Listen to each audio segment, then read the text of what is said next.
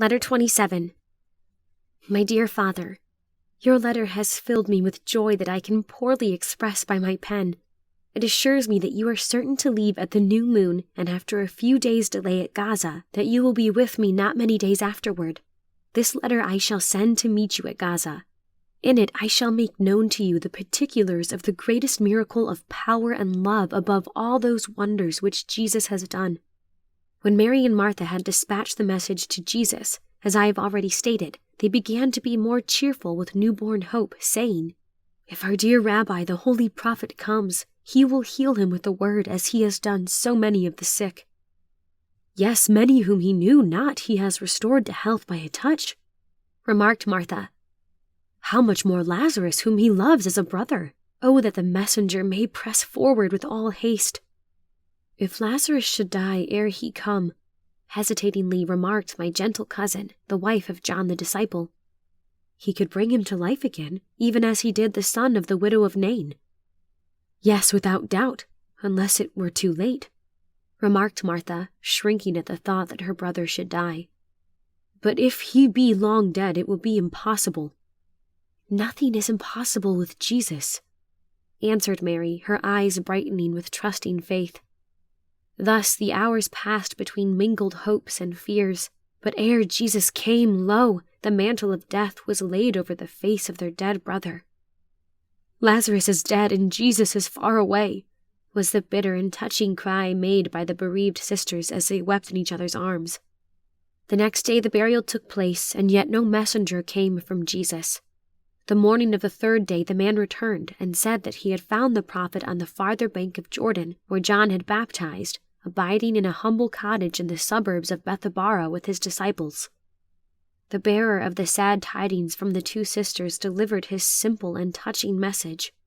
"Lord, behold, he whom thou lovest is sick." "And what said he? How did his countenance appear?" asked Martha of the man. "He betrayed no surprise, but said calmly to me, 'Son, I know it. This sickness shall not be unto death. It shall be for the glory of God. For hereby will my Father permit me to be glorified, that men may see and believe truly that I came out from God.'" "Alas, he knew not how ill his friend was," said Mary, "or he would not have said it was not unto death, and would surely have hastened with you." "He has forgotten us," answered Martha. "He should be here to console us in our deep affliction, though he came not to heal our brother." "Nay, sister, do not think hardly of the blessed friend of Lazarus," said Mary with soothing tones as she caressed her elder sister. "I feel that if he had seen fit, he could have raised up our brother, even speaking the word from Bethabara. It was not needful he should see him to heal him, for dost thou remember how he healed Lucius, the centurion's son? Yet at the time he was a day's journey distant from him." "Then why, oh why, did he not save Lazarus?" exclaimed Martha bitterly. "In that he did not, sweet sister," answered Mary gently. "It was for the best. Did he not say to the messenger his sickness should be to the glory of his power?" "But not his death, Mary, not his death. He is dead 4 days already, and how can the grave give glory to the power of Jesus? Will he raise him up, since corruption hath begun, nay, begun ere we laid him in the cold sepulchre? Oh, speak not to me of the prophet. He loved not Lazarus, or he had not the power to save him. Nay, leave me, Mary, to the bitterness of my grief." "Ah, dear Martha, how soon is thy faith in Jesus, when tried, become naught?" said Mary, bending upon her, from her dark, earnest eyes, looks of sad reproach. "Shall one day overturn your years of holy friendship for him? Because he answered not our prayer to come to Lazarus, think you he loved him not and is indifferent to our anguish? He is wronged by your reproof and injured by your want of confidence in his love and care for us." While they were thus discoursing, one came running swiftly towards the house, and breathless with haste, cried to them and to the Jews sitting there who had come to comfort them concerning their brother, "The prophet, the Nazarene, he comes!"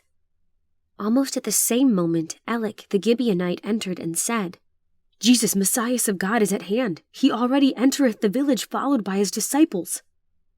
At this intelligence, the mourners who sat with Mary and Martha in the vine porch rose up to go and meet him, But Martha, shrieking with the reaction of sudden joy, sprang up, and more quickly than they, reached the street, and flying with great speed, came where Jesus was.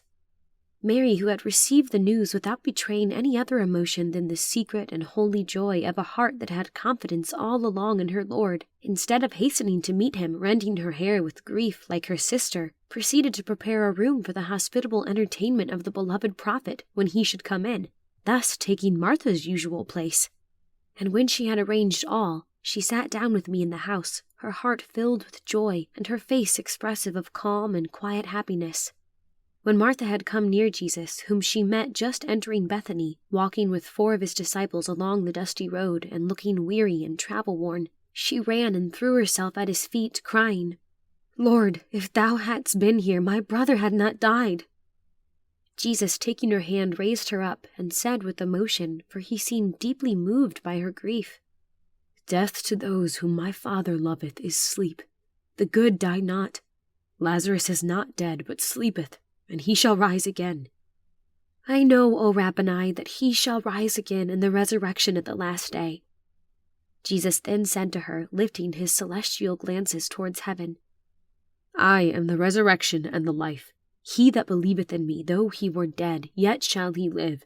And whosoever liveth and believeth in me shall never die. Believest thou this, daughter?"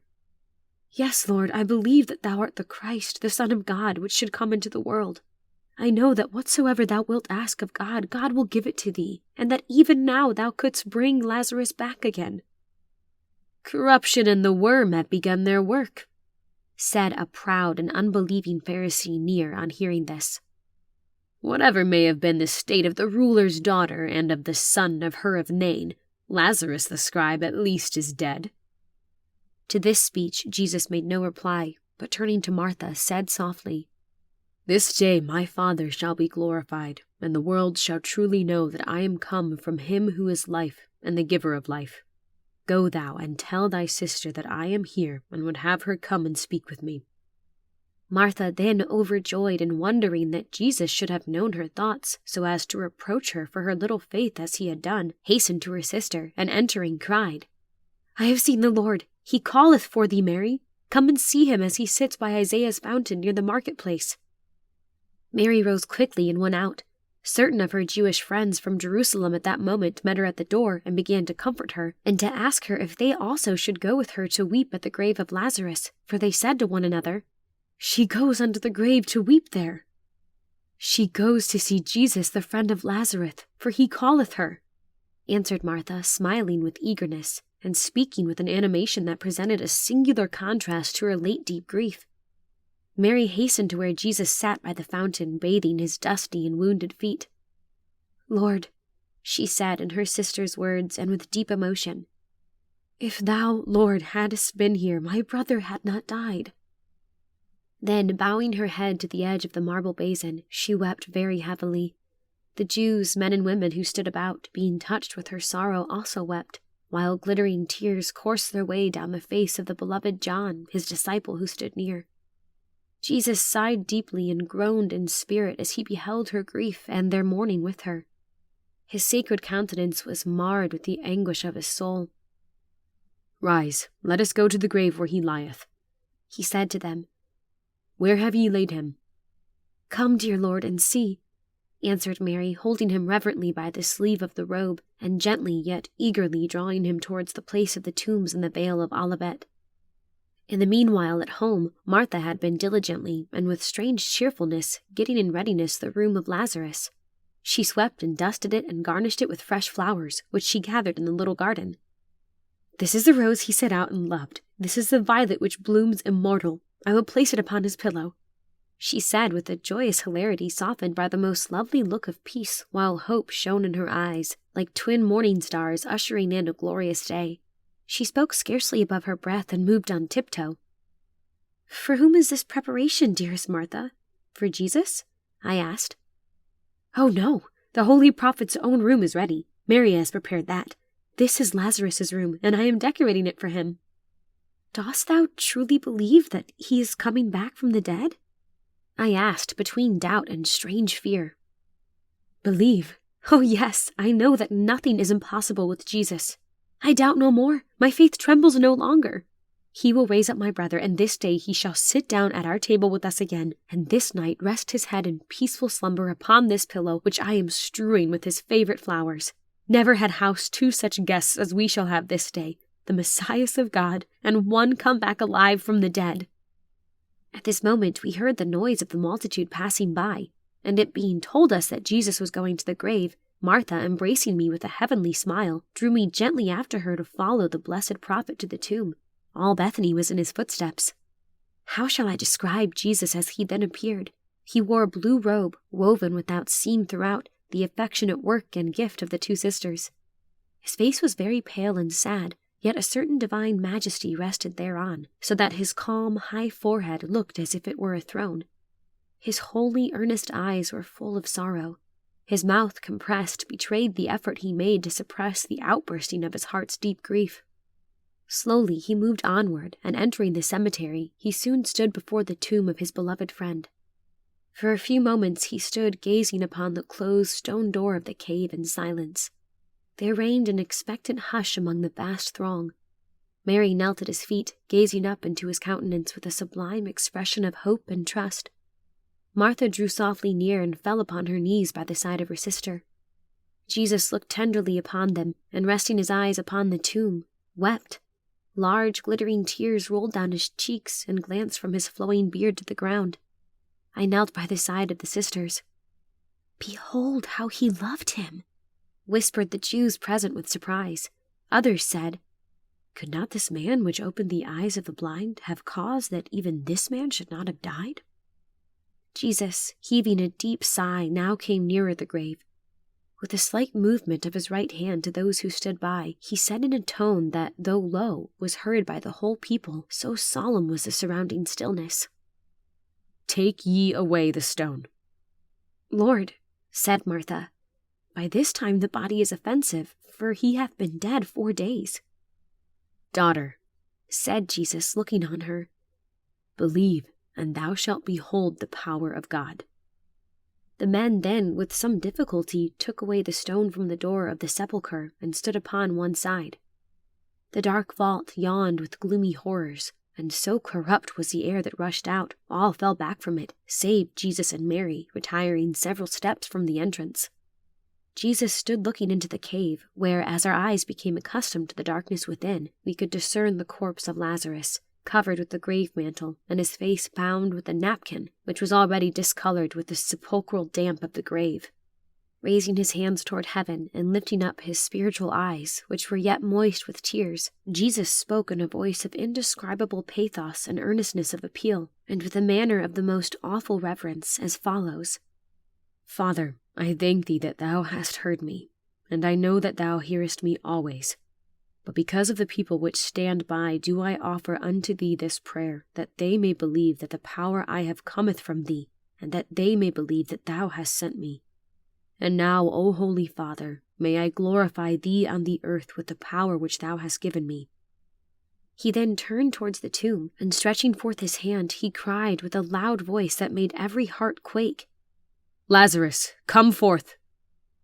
My blood stood still in my veins. Scarcely daring to behold, I looked and beheld what all eyes also saw. The corpse rise and stand up within the vault, turn round with its face towards us, and come forth, wrapped hand and foot with the grave clothes, and his face bound about with a napkin. His countenance was like marble for whiteness, and his eyes, which were open, beamed supernaturally brilliant. At beholding him, a simultaneous shriek burst from the lips of the people, and there was a terrified backward rush of all who were nighest the cave. Martha, wildly uttering her brother's name, fell forward upon her face insensible. "Loose him and let him go free," said Jesus calmly, addressing the petrified and amazed men who had taken away the stone. Mary was the first one who had the firmness to approach him, and as she began removing the napkin from the sides of his face, others, taking courage by her example, hastened to unswathe his arms and feet. In a few moments he was free from his outer grave clothes, and the healthful color of his cheeks coming to him, his lips flushed brilliantly with red, his eyes looked natural, beaming with wonder and love as he gazed about him. Perceiving Jesus, he was about to cast himself at his feet in gratitude, for he seemed to have consciousness of all that had happened. but the mighty prophet drew him to his embrace and kissed him. But my pen refuses to find language to express the unspeakable emotions of joy and gratitude, words of love and praise that filled all hearts. Now the great prophet, now Lazarus, and now Jesus again received the plaudits of the vast throng of people. Hymns were chanted to Jehovah as we passed through the streets, and so many fell down to worship Jesus that it was long before we crossed the threshold of the dwelling, which Jesus did indeed enter with Lazarus by his side. And Martha did see her brother sit at the table, and that night his head rested in deep slumber upon the flower-strewn pillow which her faith and love had prepared for him. With the hope of soon embracing you, I remain as ever, your loving daughter, Adina.